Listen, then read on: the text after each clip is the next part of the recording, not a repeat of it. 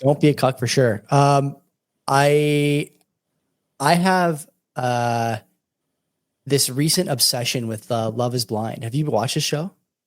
No, you mentioned it in the chat in Yeah.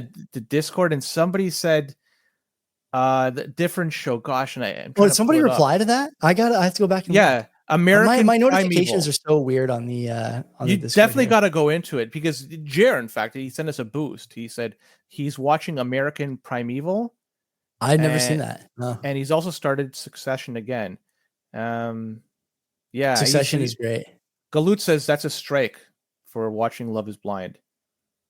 I can't believe I'm reading. So yeah, Joe, you got to get in Discord, man. It's fucking rocking. Even right now. I see it now. I know. I got to see it. here. Yeah, here we go. Yeah, this is great. I will spend more time in the Discord. That's my New Year's resolution in February. I'm even if anybody wants to be a mod on that as well, because it's getting to be rather large, and Joey and I can't do it ourselves. We'd love to accept applications or ideas. Just applications. Yeah, submit it. Well, we're gonna the Punt Pass King competition. Whoever wins that gets to become a mod. True, or whoever finishes third in that. We're gonna say third. So, anyways. Yeah, I'm down. Yeah. You want to just dive right into the stories? We should. Yeah, let's get after it. Somebody's saying you should watch Homeland too. These are all. I like Homeland. Yeah, I do. I think that's a good show. I didn't watch the whole thing, but I like Mindy. What's his name? Mindy Paquin. That guy. He's pretty good. And then obviously Adrian. What is the guy's name? He's Adrian. He's Brody in Homeland. What's his name? I forget his name. He's also in Billions, which is another great show. The first season or two of Billions is really good. Anyway, that's for another episode of CBP TV Cast. But for now, let's get into the notables here. Yeah, well, okay. This is a signpost. You love talking about these signposts. I think this is one that shows that we are closer to the end than we are to the fucking beginning. Because Tuttle Capital, they have filed an ETF that will invest in, quote, reversed engineered alien technology. Yeah. The ticker is going to be UFOD. And they say that they're going to be investing at least 80% of its net assets in a basket of companies that Tuttle Capital believes have potential exposure to advanced or reversed engineered alien technology. I love this. This is so great. What are they investing in? Microwaves? No, they say like aerospace groups and defense contractors will probably get a good chunk of it as well. But like, I just want to go back. The Tuttle Capital, I believe, are the folks behind the Inverse Kramer, the Nancy Pelosi, the Ted Cruz. Like, it's almost like a meme type ETF, and those have already been approved. I can't see why this won't be approved if the other ones have. So, like, I look at this, and it's like this is truly a sign that shows we are fucking closer to the end. There's no way somebody's saying, "Oh, this is the beginning of an empire." No fucking way, man. This is the shit that happens at the very end before it all collapses. Okay, this is why this is why when we talk about like, oh, the financial advisor world or like the wealth management world, everyone in great example. Okay, the Compound. I like the Compound YouTube channel. I think Mike Batnick and Ben Carlson are funny, even though I think Ben has me blocked for some reason. Josh Brown, funny. Yeah, I probably said something stupid to him when I was like in my Bitcoin infancy, like so many of us did. But I truly hope he has fun and doesn't stay poor. The beautiful thing, getting blocked now doesn't preclude you can still see his tweets. Yeah, but I mean, I still have the badge when I look at his profile. But anyway, the thing I would say is that a lot of these guys, especially because everyone started doing social media during COVID, they had to sort of frame their profession in a way and defend their profession, I think, in a way they've never had to before, right? We are a group of people who are lettered professionals. We're regulated. We're very serious people. We manage money for families. We keep people savings safe and all these things. And then, but a week later, you have a call with a client and you have to explain why you're underperforming the inverse, triple levered Kramer ETF, what's the ticker for that? STFU. And you're underperforming it by, 20%. And my next door neighbor who's retarded and is on his phone all day, tweeting memes and telling me to have fun staying poor. He has a Pepe shirt on every day. He's buying another Lamborghini this week. He's in STFU. He's buying options in STFU and CRUZ and NANC and all these other, and so these guys now have to kind of, they joined the quote unquote social media revolution in 2020 during COVID when the rest of us did, and thought that they would have a case like we're in a new financial paradigm. It's going to be interesting to manage money. It turns out you were wrong about that.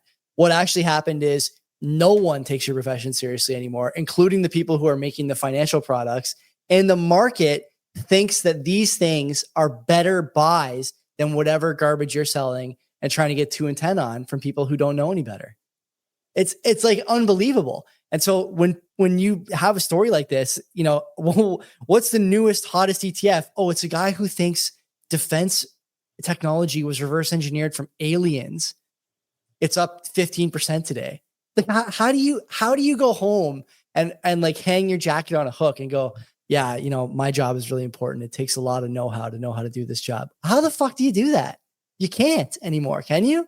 So when these guys are like, Bitcoin's not a serious investment, like, I don't know, bro. Did you or did you not underperform triple inverse alien tech today? Because if you didn't, then I don't want to hear about serious, because you ain't it either. That's all there is to it. Are you a buyer? Day one buyer. What's the goal? Yeah, I'm buying 50 shares. Yeah, first day. What's the ticker? Give me the ticker. ALEN. What's the ticker? No, it's UFOD.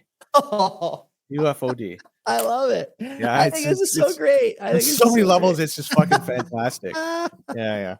So on X, we have a note that was done by the European Central Bank, and I think this proves why. Did you see this one?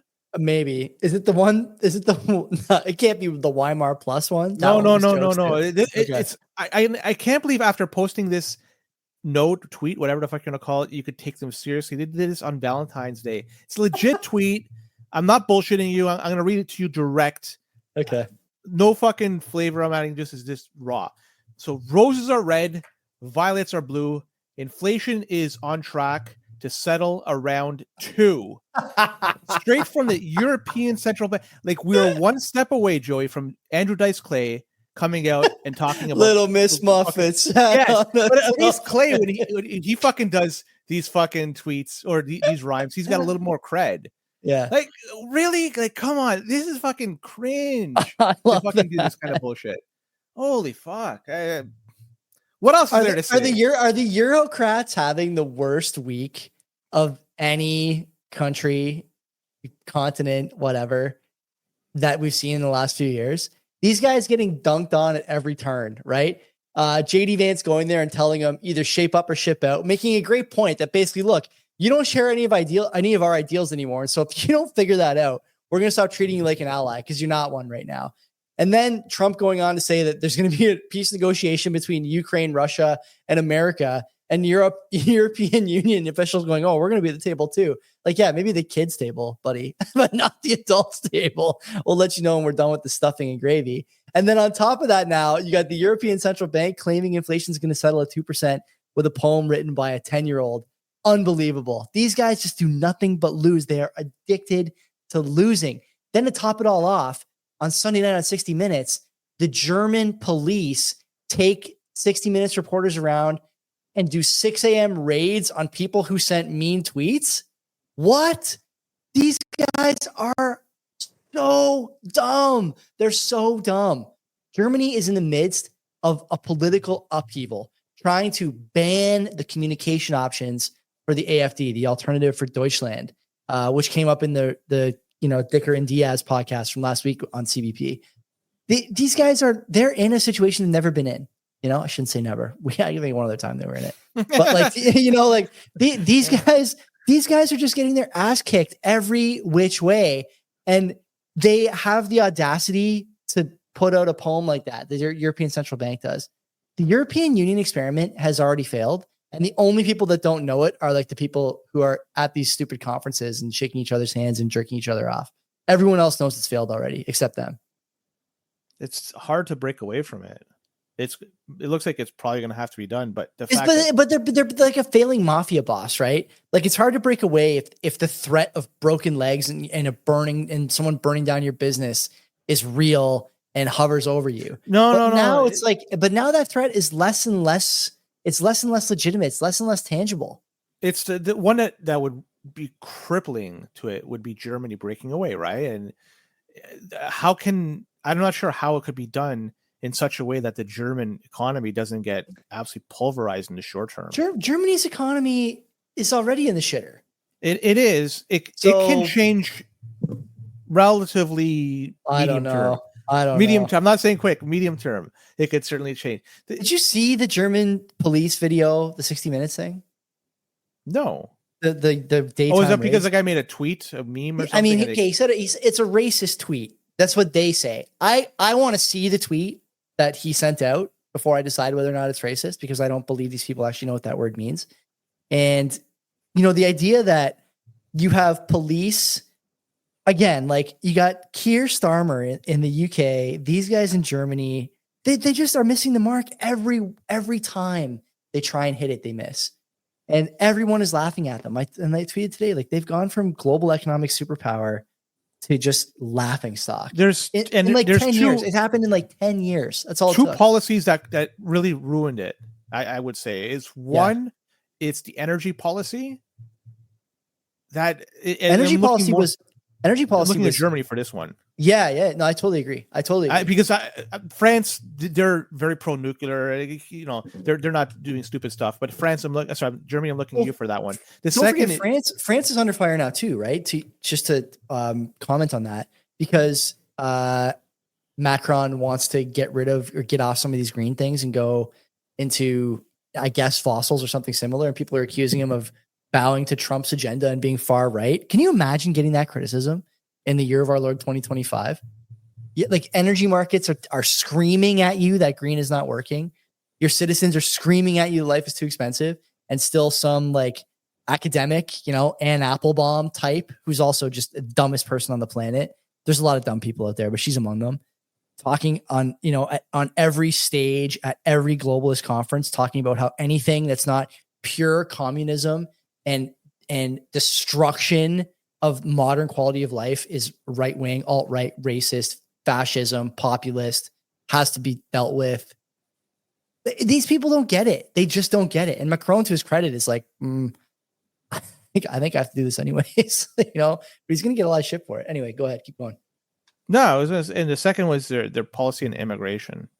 Yeah. It's a mess. It's a mess everywhere. Everywhere. Did you listen to, I know you're not a big podcast guy, but you know who was on Tucker's show this week? The Prime President of Hungary. Oh, yeah.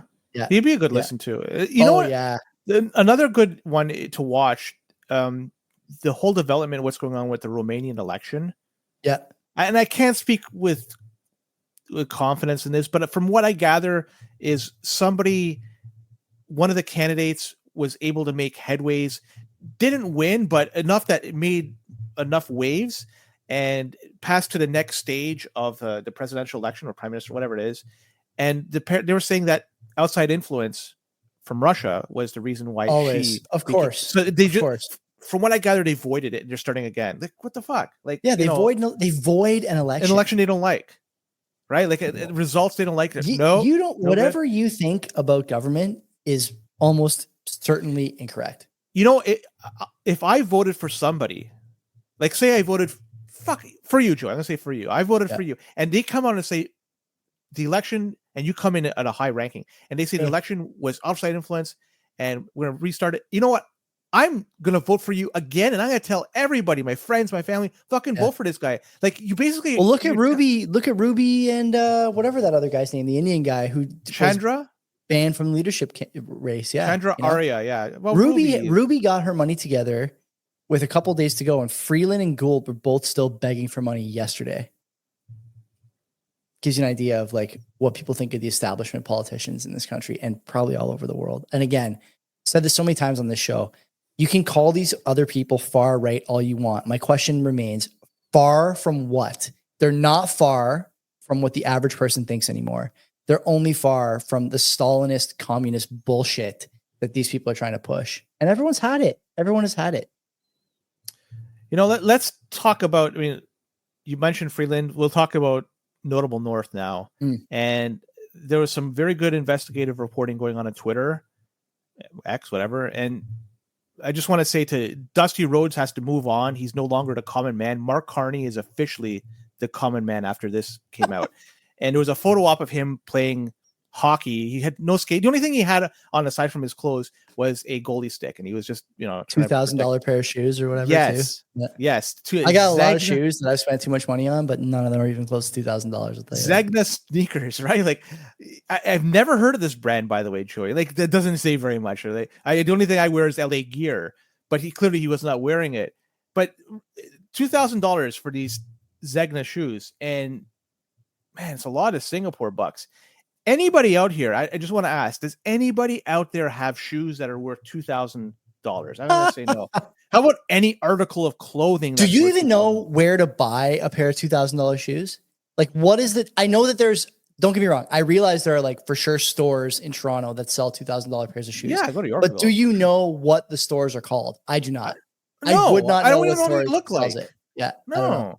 Like, do you have even an article of clothing, Joey, that's worth $2,000? Maybe a suit, maybe the closest. No. Even my suits are like $1,100 max. Yeah. My car isn't. I think my suit for my wedding, I say 1,100 is probably less than that. I think it was like $800. I'm pretty sure. Yeah, and that was a few years ago. Now, but how could you have this common man idea like that? You're wearing shoes like that. And it's not just him. You got the other guy wearing Rolexes and getting driven around on Maseratis. God. Right? And even Pierre's got a fucking $2,000 jacket. His Canada Goose jacket is expensive. He bought tickets to that game. Canada got thumped by the US. Those are about probably $5,000 for him and his wife and kid. You know what? It may be time. It's been 3 years since the Emergencies Act, was put into place. It might be time to do it again. The US players that won, bank accounts frozen, freeze their assets, all their shit. Fuck you. And that's it. So, yeah. Turn their hotel keys off. Make sure they have to sleep in the hallway, especially the night before the game on Thursday. Thursday's an important day for this country now. Yeah. But yeah, like I see like this guy. It's so painful to watch. And I'm not sometimes you see something, you're sorry for the individual when they do something. And this, it's like, this is just painful to watch for me to see somebody wear these fucking expensive shoes and to say, yeah, I'm just a regular dude. No, you're not, man. Oh God. I love it. I actually, the picture of him, again, they're trying to paint him as the everyman, right? Like as if anyone believes this. It's hilarious. They think this is actually working, but he's got to put polka dots on. That's the way. Did you see the picture of him during the Canada game yesterday, or I guess against the States on Saturday, talking about how Pierre's at the game, his tickets are this much money, blah, blah, blah. And then it's a picture of Mark Carney drinking out of a Coors Light glass at some bar. And, I don't drink Coors Light frequently, but I know that the beer in his glass was not Coors Light. And, I don't think that necessarily going to no one, I don't know what's the point of even talking about this. It's obvious, like there's a huge machine trying to push this guy on everybody and it's just not working. So I look forward to seeing what the ending results are of the Liberal leadership vote. I sent you guys a picture in the chat that we all are in of the priorities for the Liberal leadership campaign. I'm going to see if I can pull it up here. Talk about notable stories. This is a beauty. This is a banger. So because people on the audio can't obviously see that. I'm gonna find. Yeah, I'll find it. As you guys know, I'm a registered Liberal. I've been a supporter of the Liberal Party for a long time, and registered for their leadership race as one does. God, I tweet way too much. There's so much shit on my feed, and I can't find that thing. I think it was from a couple of days ago. So let me just get a second here. But basically, what happened over the weekend was, the Liberal Party sent anyone who registered for their leadership race the list of topics that they were going to cover in a potential leaders debate. And they gave you a list to choose from. And this list was it was absolutely insane. It's just an example of how these guys are so detached from reality that they think anyone gives a shit about any of this stuff. I have it here, Joey. I'll just Thank God, because I can't find it. I don't know where it is. Go for it. Yeah, read them. So this is the email that you got, and no hyperbole, no opinion. I'm just strictly reading it. So this is drag and drop the topics below to rank them in the order of importance, with the topic you want to see addressed during the debates. So you basically rank them. Number one. We are about to enter into a trade war with the greatest empire the world has ever seen. They are our biggest trade partner and can crush us militarily, economically, culturally, you name it. This is what the leadership debate wants to cover. Go ahead. So the first thing that's listed is 2SLGBTQI plus rights and inclusion. Number 2, women's rights and gender equality. Number 3, advancing reconciliation with Indigenous peoples. 4, fighting climate change. 5, protecting a clean environment. Isn't that the same thing? Keep going. Yeah. Public safety, healthcare, economic growth, job creation, housing affordability, and so forth. And so, but yeah, the top few are interesting. No comment. Let's keep going. Freeland came out this past week with a very interesting idea to help separate her from the rest of the candidates running for the Liberal leader. And her idea was to impose a cap on grocery profits and to expand competition. And it seems to me that one way to entice businesses to expand an environment is to impose profits, limitation on their profits, right? Like, could you imagine, guys, you're not going to make as much money as before. Oh, by the way, we're going to open up and let more people in. I wouldn't fucking right? Like, she said she wants to cap. We raise the minimum wage every year to match. Make it harder to fucking make money. And then, by the way, no plastic allowed. Everything's got to be in something else. So she wants to put a cap on essential items like eggs, milk, vegetables, and baby formula. And she also wants to make shrinkflation illegal under her watch. And this is wonderful considering it's in an inflationary environment. And she promises to improve competition by banning grocery stores from owning wholesalers, processors, and distributors. So essentially having somebody else do it so they're not able to cut out the middleman.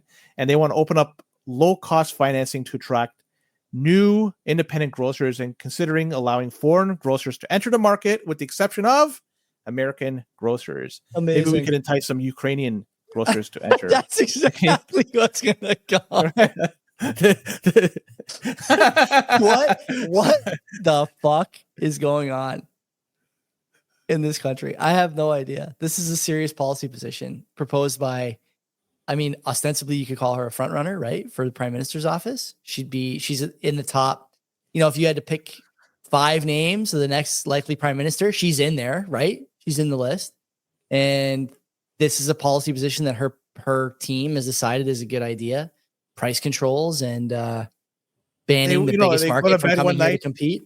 Fuck, you know what? I gotta think of something to separate myself. I know I'm gonna fucking prevent them from making money, and I'm gonna open it up. I'm gonna have them come in and bring more people, more. It's just like this is why there's not a lot of Canadian business owners. Okay, I understand that, and like you and me have this little business. And it's like, peanuts to a lot of people. We can't get a fucking bank account, man. But that's not the problem. The problem is that like, even if I didn't have this business, I would still understand how this policy doesn't make sense, right? You're outlining it. Let's just take it just like half a step further. What person who has any real economic experience doesn't understand that those two ideas don't work together? Opening up competition and preventing profits. How they're opposite ends. They're completely incompatible. So this person, again, either thinks that you don't get it or doesn't get it herself. But those are the only two options. So you decide. You're the voter. Do you not get it, or do you think she doesn't get it? But one of those things has to be true. And that's just not, you don't need to be a business owner to understand this. It's hard for me to get this. We talked about education on this show a little while ago. I think it was with Phil Bach, maybe. A country that is well educated shoots us down right away. It gets laughed out of the building. But instead, we get like Rosie Barton and Nick Dixon on CTV and, all these other kind of shit. Bruce Arthur talking about gouging. Like, these people, they're dumb. They're dumb, and the readers are dumb, and the viewers are dumb, and everyone is dumb. You have to understand that if you want competition, you have to allow profit. That's the whole point. When you're like competing means there is what at the end, Len? When you compete, what happens at the end of a competition? The prices hopefully will drop. Forget it. Go even more basic than that. When you're competing, what happens at the end? There's a winner. There's a winner, right? Yeah, consumer wins. So if you prevent a winner from emerging, there is no competition. And when you prevent profits from growing, that prevents competition too. It's the same principle. And so like it's mind-boggling to me that this is something that gets pitched and makes it through the filter. Again, I joke about this with my buddies. Like, when someone says something stupid around the table, like, man, that's the thing that you said. Imagine what got caught in the filter on the way out if that's what made it through. Like, imagine the ideas on the cutting room floor of that, McKinsey boardroom or whichever, consulting agency is running her campaign. Imagine the stuff they didn't say if that's the thing that they actually came out with. I can just imagine how bad those ideas are. 0 out of 10 ideas. Tons of them, probably. It's beautiful stuff. Right. It's absolutely beautiful. Great for us. I mean, good content. That was like really 3 minutes on doing this content there. Yeah. So the city of Toronto, their city council, they're considering to remove the subsidy on Tesla cars. Amazing. Tesla cars are currently on a list of vehicles that qualify for a $4.85 million licensing fee grant program that's run by the city of Toronto. And it looks like Tesla may be removed because of what he's been doing for the past few years. Olivia Chow, the mayor of Toronto, came out to say, people can still continue to buy electric vehicles, just not Tesla. I see no reason why the city should subsidize the purchase of Tesla. And however, the mayor later told council when she introduced the motion, one of the best ways we have to send a message to the president's right-hand person is just never stops. Just never stops. So political again, you guys are bringing a knife to a gunfight in a way that either you don't understand or hope that we don't understand, but it doesn't change the reality, right? You can ignore reality for a long time, but you can't ignore the consequences of reality. And again, like just leaving aside that there's been studies, including a recent one that gained some notoriety on Twitter, could just be because, my feed is tailored so tightly to my preferences. But this study basically says that electric cars they're not usable in Canada. You lose like 40 or 50% of your battery longevity and your mileage output in cold climates. And so I don't know if you guys know this about Canada, but it's cold here 8 months a year. So, this idea that you're going to be driving an electric car is just completely wrong. And then to take away what is without a doubt the highest quality electric car in terms of battery performance and all these things, you may disagree with, fit and finish, and the doors don't fit all the time, apparently, according to some people. I mean, there was that Tesla Q account years ago that faded into oblivion. Make of that what you will, and a ton of Tesla haters, but this guy seems to continue to do the right things to pump the stock and to, have the cars proliferate basically everywhere you look in the modern world.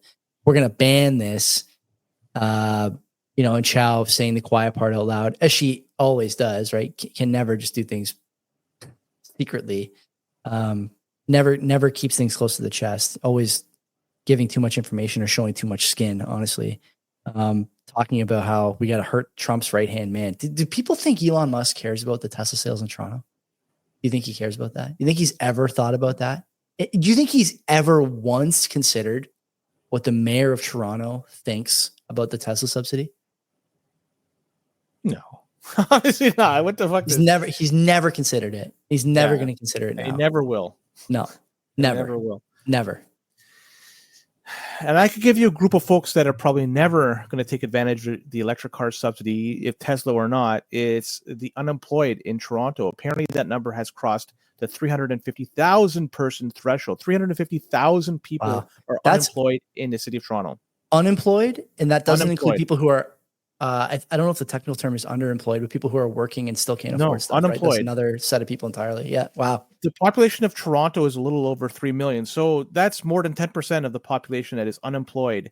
And this is a city that has the most opportunity to work. The most businesses are established here. There's so many different things you can do. I'm not trying to say these people should be able to find jobs. It may just be saturated with too many people. There's not enough jobs able to fill every person out there that wants a job. And to go out there, I wonder how many of these people out there are able to buy $2,000 shoes or wear Rolex watches. I could tell you none of them do. And these are people that are feeling the pain every fucking day. It's cold right now. It's snowy in the past few days. If you have no job, what the fuck are you going to do? There's nothing. And it seems like there's going to be no hope. And it's just so many people unemployed. Next time they have a job fair, I would imagine a number of these people are going to be showing up looking for a job because they're desperate for anything. And then it's just more people applying for fewer jobs that are available for them. It fucking sucks. You know which Canadian city has taken the most immigrants since 2020? I would say Toronto. Toronto. Yeah. Not to make it about immigration, but is there a line to be drawn between immigrants and unemployment, you think? I think that we're now addressing that issue. Trying to, right? Starting to talk about it at least. Yeah. Yeah. But there's a line there for sure. And you have a bunch of people who don't want to work for dog shit wages. That is their prerogative. But you have broken money here. This is what Bitcoiners talk about all the time. The problem is the money is not keeping up with the costs. And the problem is that the Cantillon effect is enriching people who are closest to the spigot and driving prices of fixed assets up. The thing that triggers the problem is that every person, no matter how close to the spigot, needs the fixed asset real estate. And that's showing now in a way that it never did for 2015, 16, 17. Certainly 2020 drove things into overdrive, but that's the thing, right? And so when Bitcoiners talk about broken money and you can say, well, the money's working for me. Can you buy a coffee with Bitcoin? You can't buy a fucking house if you make $2 million in Toronto. Give your fucking head a shake. You have 350,000 unemployed people. That's probably more than 95% of Canadian cities have in their entire population. And you think the money's okay. You think that we need more chow. You think we need, Olivia Chow giving press statements about hurting Trump's right-hand man. How about the people in your city, dummy? Think about what's going on in your city. Is that worth consideration? Is there something there that you could talk about? Something there you could give your bandwidth to, as opposed to social media, quote unquote, wins against Elon Musk? He doesn't give a fuck about you, but your city is burning and needs support from the mayor's office. It's not getting it. Period. End of story. This is such a disastrous mayoral era in Toronto. The end of the Tory era. Chow.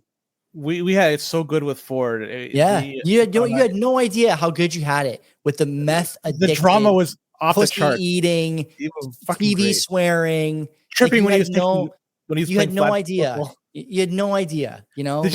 Falling while he's taking the snap of that fucking charity event, like dropping back in shotgun, can't execute the play fake and just falls. That was your best mayor. Now, how do you, if you're a Toronto politician, are you ever going to get an easier mayor to follow?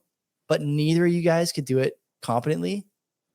Hey, Chris Sky ran, right? And he cheated that guy. What happened to that guy? Is he in jail? I don't know. Remember, he was supposed to make Toronto the Bitcoin city. I don't think you weren't at the conference last year or 2 years ago, whenever it was, and he had these two people who snuck up on me for a picture with them and said that was in Toronto, on the show. The Toronto conference. That was after. Yeah, I went over. That was a mess. That guy's so fucking weird. Anyway, yeah. Would he have been a better mayor? I don't know. Hard to say. Pretty hard.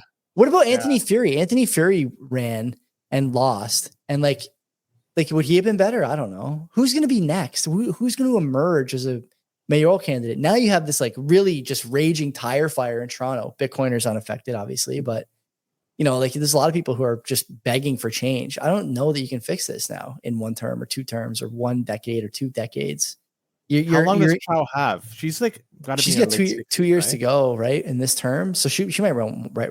For sure. But after that, what else is she going to do? Where else is she going to go? I don't know. You're right. But we're not going to take her into the CBP stable. We're not giving her a show. So where else is she going to go? Should we offer her? No, hell no. No. As long as there's no camera, sure. Here's something that's interesting. In BC, the government of BC was hoping to hand out citizens of BC $1,000 grocery rebate. But people that were expecting that, unfortunately, you got rug pulled because the BC government decided to stop this payment. As well, they're going to be doing a hiring freeze for some public sector jobs. And they're blaming Trump's tariffs as a reason for these Holy moves. Christ. Unbelievable. $1,000 grocery rebate was an election promise, and it was supposed to go to each family. But they now say it's delayed until 2026. So it could be longer than that. For people that were hoping for this and voted them in strictly for this, not happening. How much do you think it costs to fill one of those safe supply vending machines in BC? More than $1,000 for sure. For sure. and to house, a bunch of, I'll call them junkies. I work with that community or volunteer with that community. These people know how bad they had it, and they can't give out these checks now because I don't know. Yeah, and Paulie in the chat, David Eby banned liquor from only red states. Like, these people they're not serious people. They're just not serious people, and they're, to these, oh, we can't do this because of Trump's tariffs. Trump's tariffs they've not even landed yet. However bad you think it is right now, David Eby, it's going to get so much worse if you guys don't shape up. And, like, by the way, the fentanyl czar that was appointed is like a Liberal Party loyalist and crony. Like, that's tough, man. Sam Cooper, you can say what you want about Cooper. A lot of people say he's got an axe to grind with the Liberal government for reasons unknown. I don't know if that's true or not. I somehow doubt it, honestly. Looney Hours had him on. Mike Campbell's had him on. I think we could probably get him if we wanted. He's doing some unbelievable work on this whole fentanyl thing, border thing, and organized crime thing, talking about how there's links between the Chinese Communist Party and certain high-ranking members of parliament, including at the PMO. And, like, he's getting shit on by everybody for it. One of the things he brought up, and I thought it was a valid point, the Trump administration knows who can and can't be a responsible fentanyl czar, border person. And this guy was not on that list, unfortunately. And I think the tariffs are going to come sooner than later.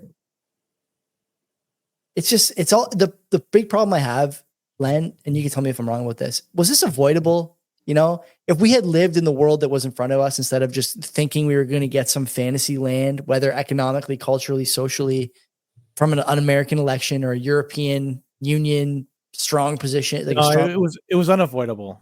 It was unavoidable. If we lived in a world where there was zero fentanyl crossing through the borders, zero illegal immigrants crossing the borders, Trump would have found something else. It probably would have been the protection of Canada, which United States seems to be providing in proxy. And they'll say, you know what, because of that, we're going to impose tariffs. He's using this whole tariffs thing as a bargaining chip.